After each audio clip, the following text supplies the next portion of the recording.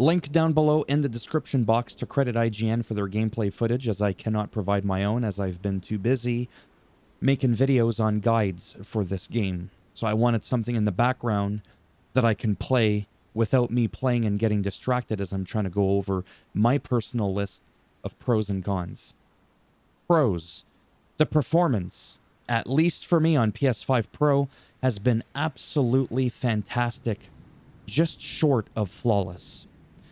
You may sit there and say, is this guy crazy? I've now played 63 hours, and I can count on two hands how many times I've stuttered for a nanosecond. Moving on. Difficulty's a lot more accessible than any other Monster Hunter game. For me personally, I have struggled with a lot of other Monster Hunter games to the point where in Sunbreak, Monster Hunter Rise, I forget the name of the expansion, I found it so difficult I could barely get through 3/4 of the game. I was never actually able to unlock the expansion. I died twice in 63 hours in this game, for perspective. So that, to me, is just amazing. The pacing is also great, as your Raptor mount, I call it, just takes you everywhere to your next objective automatically, not needing to turn in quests as well at the base camp so that you can just go on and resume to the next one is really amazing. Do note that some of these things that I say may have been in other games and I just didn't know or I've forgotten. It's really not that big of a deal. In the end, it's still something that I'm enjoying or not enjoying about the game. I love how dynamic the worlds are with the seasons, the weather, the time of day and all that, but that'll happen more so in the post-game. But it's still there, and how there can be multiple bosses on the map.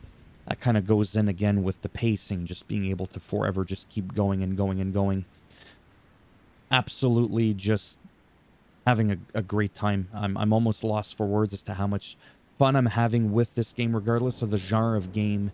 Because if I compare this to, 2K25 Golf or Kingdom Come, all these different genres of games, this one, for me, as an overall package in terms of performance, accessibility, and all that, has just done a really amazing job for what I expect out of a game. The insane option settings that you have, very generous. Linear, curving, dead zone, 4 or 5 different camera angles and settings. Do you want it to lock on? Do you not want it to lock on? Do you only want it to lock on when the character is you want the camera facing the hunter or where you're attacked? Like, there's just so much when it comes to that. It's actually almost overwhelming, but good, really. Last flame. Yeah, I'll get into that in a minute right there. So very generous with that. You can have 2 sets of weapon at a time. You just got to push right on the D-pad. You'll automatically mount up, and you will switch to weapon set 2 or weapon set 1 if you retoggle it again. Whetstone you can use while you're mounted. So every time I needed to whetstone, I would just mount up, run around in a circle, whetstone while I'm moving, and then get off my mount and continue. And probably one of the most important things of all is just the overall ability to play this game offline without the need for an internet connection. And furthermore, you're playing online with someone and you get disconnected from the group, or you just get disconnected from the server, or just your internet in general. You're not lagging, you're not freezing, you're not getting kicked out to the main menu, you're not getting errors. You almost don't even know what happened unless you pay attention to the pop-up that says that you've been disconnected. That's huge nowadays. That's not something you're going to find in a lot of games today. So I want to say that overall, that's the list of my pros. However, I have to speak about things that I don't like. The co-op is absolutely screwed up. You have to invite a person to a link party, but when you're in their link party, that doesn't mean that you're in their environment. So now they got to invite you to a link environment, and then you'll get kicked out. At least I did. I've played multiple times with a friend of mine. Now, he's not in post-game. I am. Maybe that's why this is happening.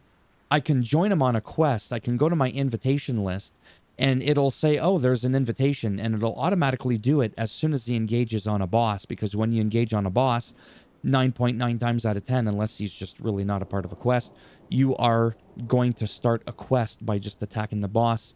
and that will auto trigger an invitation if you're in the link party with your friend to join them, and then you'll just be thrown in. Then you'll skin the animal, the quest is over, and then boom, you're kicked out back to your own world. I wasn't able to stay in the world with my friend because he was unable to do that right now, talking to Alma to take on another quest. So for me, my experience, again, could it be because my character's post-game is pre-post? I don't know. It was not seamless at all. But in the end, it was fun. But I feel like that was absolutely worth mentioning. Story-based quests where you travel with the AI and you're just blabbing around while you're mounted. You can't even stop or get off your mount for a second to pick up the ore that's like 3 feet next to you. You're just forced to keep going. That's happened a good handful of times, enough for it to annoy me enough that I wanted to make a mention of it. But in the end, that no longer happens in the post-game. At least it hasn't happened to me, like I said, since I was actually a part of the regular story. When doing story-based missions as well, and you go to turn in the quest, it ports you back to the base camp, not allowing you to actually skin the boss. So again, 8 times out of 10, you can just end the quest. But if that said quest, in other words, like a boss that you're killing, a big monster that you're killing, if it was tied in with a mission like directly, like story-based, what I'm basically trying to say is never end your quest. You can most of the time and then just resume and keep skinning. But if it was tied into a story that was going to branch off to another segment of a crucial storyline, you will be just ported back to base camp. And I was not able to sometimes go back to the enemy and skin it. So I wouldn't risk it. Maybe you can. I wasn't able to for whatever reason. So yeah. I would say, you know what? Just skin the animal, make sure you're done, then hand in the quest. I wish it didn't do that because you can essentially potentially screw yourself. In the end, PC gamers got the shaft from an optimization perspective. So that really bothers me. And this goes back to my final part of the rant, why I don't really like PC gaming. Sometimes, not a lot of people, but there are some people that say to me, hey, bro, you got a really powerful PC. I was like, yeah, well, you know, whatever. Because they ask me what it is, and I tell them what it is, and they're like, oh, wow. Your GPU's worth more than your PS5 Pro alone. And yet here you are gaming on PS5 Pro, and you're playing World of Warcraft on your PC, 20-year-old game. Right. Because despite how strong my computer is, how much stronger or weaker your computer is, optimization is never going to be something that's reliably consistent on computer. I don't give a shit what anybody says. A computer has more potential, sure, but it also comes with some real bullshit. Everybody's got the same PlayStation 5. Everybody's got the same PlayStation or Xbox Series X or S even, because it's on the same basic architecture. No two people have the same RAM, the same operating system, the same update in the operating system. Hell, there's updates in operating systems that have broken Ubisoft games as of late, and you couldn't even play them. If you haven't logged into Rockstar Games in 30 days, you're not playing Grand Theft Auto 5. If you're on Steam, you're halfway through an update. You'd be surprised how many times this has happened to me. You lose that update and Steam recognizes that you need that update, but you're no longer connected to the internet. You now can't play that offline game on Steam because Steam technically is a type of form of DRM. So those little caveats, those hiccups, those negatives about PC gaming that I personally can't ignore, that's why I can't ignore them, and that's why I chose for myself to have console. And again, time and time again, I've had times where my inferior piece of shit console just has better reliability. Maybe doesn't have as the nicest, juiciest graphics on the display, but decent enough that along with the consistent frame rate, that to me is everything.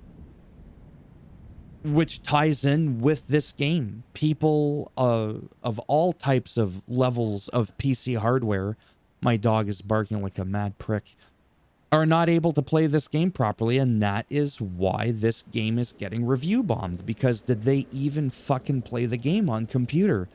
So it's very frustrating to find out, even though I'm not personally playing it on PC, that my fellow gamers on that platform, it's supposed to be the superior race, It doesn't necessarily feel like it all the time.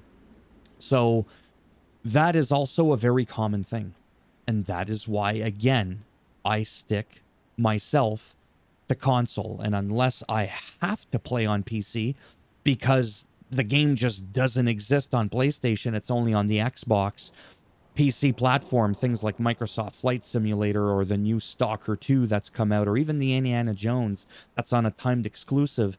Those are the only reasons why I have a PC, because again, I don't have a choice in the matter. Okay? So all in all, I'm loving this game. But if you're on PC, I can totally understand why you might hate this game. For someone who would normally like these types of games, because there's always going to be people that like a type of game and hate a type of game. Like for some people, Monster Hunter as a whole, no matter how nice it looks, no matter how well it runs, even if it has zero flaws, for some people, this game is going to be absolute garbage, right? Some people like football, some people like baseball. I personally don't like baseball. I prefer football. Doesn't mean baseball sucks, it just doesn't tickle my fancy. And those are my convoluted thoughts on this game. Thumbs up as always if you liked the video. It does greatly help support the channel with the algorithm and trying to make me more relevant in search results when people are looking shit up online. You didn't like the video, go ahead, give it a thumbs down. I'll bend it in half, twist it, break it off in your ass. Probably a great sword too. A great sword with dragon elemental damage. You want to subscribe? Did I already say that? Anyways, enough talking. Take care. Let me know down below what you think of this game. Is it a hot steaming pile of shit, or is this a diamond for you? All right. Bye for now.